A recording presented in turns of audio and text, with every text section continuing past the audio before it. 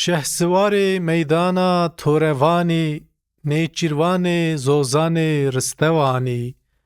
Bi tîrên tore diran dihingêvî, bi mijgûlên ristan gulan dibişkêvî. Deysemê meydana milletperwerî, salarê bajarê ristên gewherî. Caferî ber bozê dijminê dasın, kunkerê gotinê ji dir û elmasın.